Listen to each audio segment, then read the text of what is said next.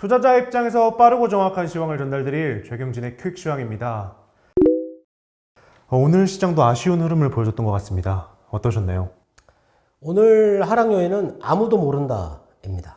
네, 궁금증이 굉장히 많은데 바로 질문 드리겠습니다. 오늘 시장은 외국인의 매도로 하락했습니다. 미국 시장이 상승해서 기대를 많이 했었는데 국내 시장의 하락 요인은 무엇이었을까요? 일단 밤에 그 해외 시장 상승한 거를 좀 먼저 봐야 될 것 같은데요. 미국 시장이 많이 올랐는데 재무부에서 그 글로벌 법인세를 제한했던 거 21%를 제한했다가 그걸 다시 15%로 낮췄습니다. 유럽에서 반응이 별로 좋지 않아 가지고 아일랜드 같은 경우는 12.5% 법인세를 부과하고 있기 때문에 21%는 너무 높다라는 얘기였고, 영국도 거기에 대해서 약간 회의적이었다. 그래서 15%로 다시 낮춰서 제한했다. 그리고 일단 호재였던 것 같고요. 그리고 이스라엘하고 팔레스타인이 휴전에 합의를 했죠. 조건 없이. 최근에 유가가 66달러까지 올랐다가 3일 연속 빠져가지고 오늘 62달러까지 떨어졌다라는 거는 일단 뭐 물가에 대해서 에너지 가격이 내려오는 거니까 좋은 영향이었고, 그리고 미국의 반도체 장비 업체 회사 하나 중에 어플라이드 머티리얼즈라는 회사가 영업이익이 69.4%가 증가를 했습니다. 근데 파운드리 쪽 장비의 매출은 급증했는데 D램 쪽 그 장비는 오히려 줄었다, 뭐 이런 얘기가 있었어요. 그래서 반도체 필라델피아 반도체 지수가 어제 2% 이상 또 올랐습니다. 그래서 좋았는데 오늘 10시까지는 시장이 고점이 3198포인트였습니다. 네. 그러다가 갑자기 매도가 나왔어요. 선물 매도가. 그때 외국인 선물이 2천억 매수였는데 그게 1시간 동안 마이너스 7,500억까지 떨어집니다. 거의 1조 가까이를 한꺼번에 줄여버렸는데요. 그것 때문에 주가가 3198포인트에서 3150포인트까지 밀렸거든요. 네. 왜 하락을 했는지, 매도를 했는지 아무도 모릅니다. 네. 저도 지금 아직 모르겠습니다. 네.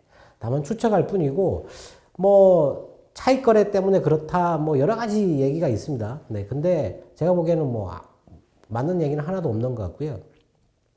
일단 10시 반에 무슨 얘기가 나왔냐면 호주에서 4월 소매 판매가 1.1% 증가로 나왔습니다. 그게 지난달에는 1.3%였고요. 이번에 1.1%였는데 줄긴 줄었지만 예상치가 0.7%였기 때문에 높게 나온 거죠. 좋았거든요. 근데 그때 10시 20분 정도에 대만 시장에서부터 바로 하락이 시작됐는데 대만이 2.5% 정도 상승하다가 거의 상승폭을 다 되돌려 버렸어요. 그때 11시 40분 정도까지 떨어지다가 11시 40분에 회복을 했거든요. 대만 시장은 1.6% 상승으로 많이 회복해서 끝났고, 나스닥 선물 같은 경우도 0.4% 이상 오르다가, 대만이 밀리고 나서 거의 뭐 상승폭을 다 반납했다가 지금은 한 절반 정도 수준으로 0.2% 정도 상승 정도 수준으로 올라와 있고, 일본 시장도 0.7% 이상 올랐습니다. 좋았고, 근데 중국 시장이 빠졌는데 중국에 관련된 뉴스가 그렇게 많지는 않아요. 예. 근데 중국 때문에 밀린 것 같지는 않고요. 지금 추측하건대 지금 반도체 회의가 지금 진행했고, 그리고 내일 새벽에 그 한미 정상회담이 있죠. 거기에 관련된 그 의제 어떤 게 나오고 어떤 게 합의하고 어떤 공동성명이 발표될 거다. 네, 이런 것 때문에 외국인이 미리 매도를 하지 않았을까 싶고, 그 이후에 매도하고 나서 계속 하루 종일 관망하는 그런 흐름이었습니다. 관망을 할 거면 위에서 관망을 하면 되지 왜 매도를 하고 관망을 할까? 뭔가 안 좋은 뉴스가 포착됐다, 뭐 이렇게 봐야 되지 않을까 싶은데요. 일단 오늘 시장은 너무 갑작스럽게 이렇게 빠졌는데 이유를 모르니까 매우 답답한 상황입니다. 네, 앞서 말씀해 주신 것처럼 대만과 나스닥 선물이 같이 밀렸다가 양쪽은 회복했는데 국내 시장은 회복하지 못하는 모습을 보였습니다. 국내 요인으로 이걸 봐야 될지 아니면 중국 시장의 하락과 관련이 있다라고 봐야 될지 궁금합니다. 네, 그래서 일단 제가 중국 시장에 대한 뉴스를 오늘 좀 찾아봤는데요. 중국이 지금 유럽과 연말에 투자협정을 비준한 게, 맺은 게 있는데, 그걸 지금 유럽이 비준을 지금 거의 보류, 중단한 상태거든요. 어저께 나온 뉴스인데, 독일하고 러시아하고 지금 가스관을 연결하는 게 있어요. 노르트 스트림 2라고 하는. 그것 때문에 미국이 제재를 했는데, 거기서 독일을 또 빼줬습니다. 그랬더니 독일에서 또 고맙다고 얘기를 했죠. 지금 미국은 유럽을 동맹으로 끌어들이기 위해서 여러 가지 노력을 하고 있고, 거기에 유럽도 반응을 하고 있어서 중국과 투자 협정을 안 하려고 뭐 그렇게 하는 것 같습니다. 뭐 그런 게 있었고요. 그리고 남중국해, 그 홍콩 밑에 있는 남중국해 거기서 연말에 원유를 생산할 거다, 이런 얘기를 했어요. 그 필리핀이 강하게 반발하고 있는데, 일단 뭐 그런 뉴스가 있었고, 그리고 오늘 중국의 전폭기가 또 하늘에 돌아다녔습니다.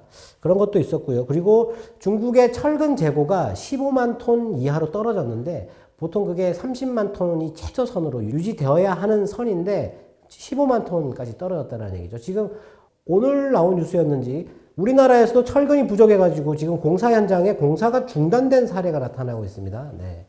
뭐 그런 것도 뉴스가 있긴 했는데, 그것 때문에 중국이 빠졌다라고 보긴 좀 어려울 것 같고요. 아무래도 한미 그 정상회담에서 중국에 관련된 얘기를 할 것 같거든요. 네. 쿼드 얘기 같은 거 나올 수 있는데, 오늘 일본에서는 그 지금 쿼드에 추가로 국가를 편입하는, 우리나라가 거기에 참여하는 그런 거 전혀 논의한 거 없다, 뭐 이런 식으로 또 일본에서는 또 얘기를 했었거든요. 아무래도 뭐 지금 중국도 빠진 게 뭐 그런 것 때문에 빠지지 않았을까, 아니면은 뭐 그 주가 조작 사건 때문에 지금 시끄럽다고 얘기를 했지 않습니까? 그게 좀 상당히 좀 큰 규모여가지고 지금 그 감독 당국에서 조사를 막 하고 있어요. 뭐 그런 것도 영향을 미치지 않았을까 싶습니다. 네. 반도체 회의와 그리고 한미 정상회담이 국내에 미친 요인이 있을 것 같습니다. 회의와 관련한 뉴스가 보이지 않는데 어떤 뉴스를 봐야 할까요? 네, 일단 아침에 반도체 회의에 관련돼서는 두 가지가, 제가 보기에는 두 가지 내용이 있었는데, 하나는 그 상무장관이, 미국 상무장관이 공급망에 투명성이 없다라고 얘기를 했어요.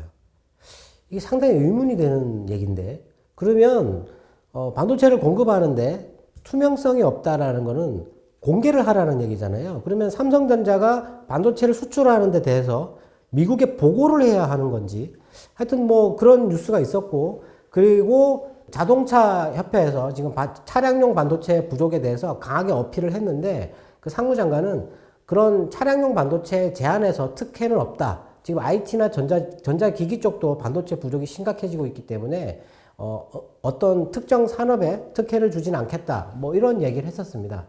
그거 두 가지 외에는 특별한 얘기가 없었고요. 한미 정상회담에서는 지금 뭐 의제가 뭐냐, 어떤 게 다루어지느냐, 뭐 그런 게 지금 궁금한 상황인데, 일단 그 조금 전에 나왔던 뉴스는 미사일 지침을 완전히 해제한다, 뭐 이런 얘기가 있었고요. 그리고 우리나라와 원전을 그 공동 협력해서 해외 진출하는 방안을 아마 발표할 수 있다, 이런 얘기를 했었어요. 근데 오전까지만 하더라도 그 소형 원전 관련돼 가지고 미국이 기술이 앞서 있기 때문에 우리나라랑 협력할 이유가 없다, 뭐 이런 얘기가 있었거든요. 근데 오후에는 또 그런 얘기가 있었고, 그리고 미국 하원에서 한반도 종전선언 촉구 법안을 발의를 했습니다. 네. 전문가들은 이 법안이 통과되기 어렵다. 왜냐하면 공화당 내에 있는 그 강경파, 대북 강경파들 때문에 이거는 통과될 수가 없다, 뭐 이런 식으로 얘기를 했는데, 일단 그런 거를 얘기한다는 것 자체가 뭔가 좀 북한을 좀 의식하고 있다는 얘기인데, 북한에 대해서 얘기를 많이 하게 될 거다, 이런 얘기를 했잖아요. 거기에 대해서 좀 생각해 볼 필요가 있어요. 우리나라가 북한하고 잘 지내면 어디가 제일 싫어할까요? 중국하고 일본입니다. 일본은 미사일 때문에 싫어하고요. 예. 핵미사일 있지 않습니까? 그것 때문에 싫어하고, 중국은 우리가 북한하고 잘 지내가지고 잘 되게 되면 국경을 맞대고 있게 되지 않습니까? 그렇게 되면 중국은 아주 싫어합니다, 그거를. 네. 중국과 국경을 맞대고 있는 나라 중에 선진국이 하나도 없죠. 네. 선진국도 없고 거의 대부분 다 독재 국가들이죠. 네. 근데 만일에 통일이 되게 될지 안 될지 그거는 모르지만, 지금 북한이 갖고 있는 뭐 미사일, 그게 좀 신경이 쓰이죠. 근데 우리나라랑 잘 지내가지고 북한이 우리와 좀 잘 지내게 되면 중국도 그 미사일이 신경 쓰일 거고, 그리고 지금 사실 중국이 얼마 전에 북한 쪽으로 그 코로나 때문에 거의 수출, 중국이 이 대중 관련해서 수입 물량이 급감했다가 제가 폭증했다고 말씀드렸잖아요. 그런 거 이렇게 물량 조금 대주고 계속 이 북한을 컨트롤 하려고 하는 건데, 우리나라랑 잘 지내게 되면 그거 이제 필요 없어지는 거죠. 네. 그리고 북한의 개발하는 데 대해서 그 북한이 지금 천연 자원이나 이런 게 많이 있는데 그런 거 개발하는 거에 대해서 우리나라한테는 도움이 많이 되는데 중국 같은 경우는 이미 그 북한 내에 도로 건설이나 철도 건설 이런 그 사업권을 중국이 많이 먹고 있어요. 예. 그래서 일단 뭐 그런 게 나오게 되면 아무래도 중국한테는 약간 위협적이 될 가능성이 있겠죠. 네. 오늘 뭐 나온 뉴스 중에서는 뭐 중국과 대만이 교전할 가능성이 많이 높아지고 있다. 뭐 이렇게 생각하는데 그렇게 될 경우에 미국의 전초기지는 대만에 있게 될 거다라고 했지만 북한의 위치를 무시할 수가 없을 겁니다. 아마. 네. 그래서 이번 한미 정상회담에서는 북한에 대해서 과연 어떤 시각을 가지고 얘기할지 싱가포르에서 그 2018년도 트럼프와 그 북한이 북미 회담을 가졌지 않습니까? 거기에서 나왔던 내용을 지지하는 듯한 발언이 계속 나오고 있어요. 그렇게 되면 우리나라와 북한의 교류가 좀 더 잘 되지 않을까 하는 그런 기대감이 있는데 그게 중국한테는 안 좋은 거죠. 네. 일단 그 뉴스를 좀 봐야 되는데 아마 이번 한미 정상회담에서는 좀 파격적인 그런 내용이 나오지 않을까 그런 기대를 하고 있습니다. 네. 파월 의장이 디지털 화폐를 올 여름에 공개하겠다 이렇게 계획을 발표했는데요. 기축통화인 달러를 대체할 가능성이 있는지 그리고 이 영향력이 증시에 어떤 파급력을 미칠지 궁금합니다. 네, 기축통화인 달러를 대체하는 게 아니고요. 달러의 보급이 엄청 더 확산되는 거죠. 네, 네. 먼저 지금 가상화폐에 대해서 좀 생각을 해봐야 되는데 어제 미국 재무부에서 1만 달러 이상의 암호화폐 거래는 국세청에 신고를 해야 된다라고 얘기를 했고 오늘은 태스크포스 팀을 구성해야 된다. TF팀을 구성해야 된다. 그런 얘기까지 나왔고요. 그리고 증권거래위원회 그 위원장이 추가 규제 도입을 지금 검토하고 있다. 뭐 이런 얘기를 했어요. 그리고 그 오늘 뭐 가상화폐 뉴스가 좀 여러 개가 많이 있었는데 지금 전 세계에서 25개국이 그 가상화폐 거래를 금지하고 있거든요. 그리고 얼마 전에 중국이 가상화폐 채굴을 제일 많이 하는 나라가 중국인데 그 채굴하는 공장들도 급습해가지고 단속한다. 뭐 이런 얘기도 있었고요. 네. 이게 왜 중요하냐면 이제 중앙은행에 디지털 화폐가 나온다라는 거죠. 지금 현재 전 세계에서 디지털 화폐 시험에 성공해가지고 지금 준비를 하고 있는 나라가 중국이죠. 네. 그걸 하는 바람에 지금 미국이 중국을 이게 적대국으로 생각하는 건데요. 원래 지금 원유를 그 거래할 때 수입하고 수출할 때 달러로만 결제하게 되어 있습니다. 그게 달러 결제 시스템인데 그거를 사우디가 합의를 하면서 이 사우디의 그 집권 세력 왕족들 있잖아요. 사우드가거든요. 사우드가. 그 사람들이 상당히 호전적인 사람이고요. 그쪽 부족들이 과격단체 그런 그 부족이에요. 그런데도 불구하고 원유를 거래하는데 달러로 결제만 허용한다라는 거를 미국과 합의를 해줬기 때문에 미국이 사우디를 이렇게 우방으로 생각하는 거거든요. 근데 중국이 위안화 결제 시스템을 만들었어요.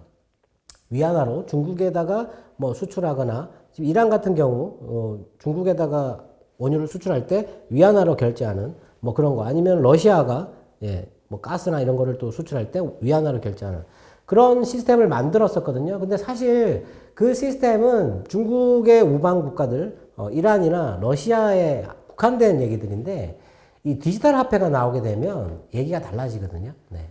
그런데 이제 얼마 전에 그 시진핑이 그런 얘기를 했었습니다. 이 디지털 화폐는 내수용으로만 쓰겠다라고 얘기를 했는데 그걸 과연 그 미국이 그렇구나라고 받아들일 수는 없겠죠. 네. 그래서 계속 그 연준에게 달러 디지털 화폐는 언제 발행하느냐 계속 질문을 했었는데 지금 검토하고 있지 않다라고 얘기를 했었거든요. 근데 올 여름에 하겠다라는 거죠. 이 발권력은 중앙은행의 독점권이에요. 오늘 그런 뉴스도 있었는데 왜 중앙은행에 이 독점권을 행사하지 않는지 모르겠다. 그게 그 가상화폐를 그냥 두고 있는 그것 때문에 그런 얘기를 했었거든요. 네. 이게 이제 여름에 그거를 선보이겠다라고 하는 거는 이제 가상화폐를 통제를 하겠다라는 얘기하고 똑같습니다. 그래서 이 코인에 투자하시는 분들이 최근에 많은데 조금 주의 깊게 뉴스들을 이제는 좀 살펴봐야 할 때입니다. 물론 이제 비트코인 같은 경우는 디지털 금이라고 그 표현할 정도로 그런 자산으로 생각하는데 이 디지털 중앙은행의 디지털 화폐가 나오게 되면 이게 조금 완전히 달라진다라고 보시면 될 것 같아요. 그래서 이 디지털 화폐가 도입되게 되면 이 결제 시스템, 달러 결제 시스템을 쓰는 나라들이 이 디지털 달러를 다 도입을 해야 되겠죠. 네. 그리고 자국의 통화, 지금 우리나라 한국은행도 지금 디지털 화폐 개발 지금 하고 있다, 뭐 이런 얘기를 했었는데, 뭐 이게 접목되는 거 이런 거 시험을 하고 뭐 이렇게 할 건데, 아마 그게 되면 중국과의 충돌이 조금 더 격화될 가능성도 있다라고 보여지거든요. 네. 근데 오늘 그 전문가 중에 한 분이 그런 얘기를 했었습니다. 최근에 어제 그 미국의 물가 연동 국채 금리가, 경매 금리가 마이너스 0.805%였거든요. 네. 그게 그 물가 연동 국채의 최대 매수 세력이 연준이었다라는 겁니다. 네.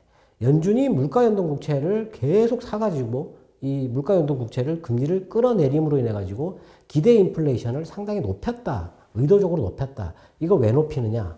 중국 때문이다. 뭐 이런 얘기였어요. 네. 그래서 이 디지털 통화는 중국과 관련돼서 미국과 달러와 위안화의 충돌, 이것과 관련해서 주의 깊게 살펴봐야 된다라고 보시면 될 것 같습니다. 오늘도 투자자분들의 궁금증이 해소되었길 바라겠습니다. 네, 오늘 하락 이유는 정말 불분명한데요. 내일 새벽에 나오는 한미정상회담의 공동 성명, 그게 우리나라에 아주 좋은 얘기였으면 좋겠습니다. 네, 많은 기대를 하고 여기서 인사드리도록 하겠습니다. 지금까지 최경진의 퀵시황이었습니다. 감사합니다.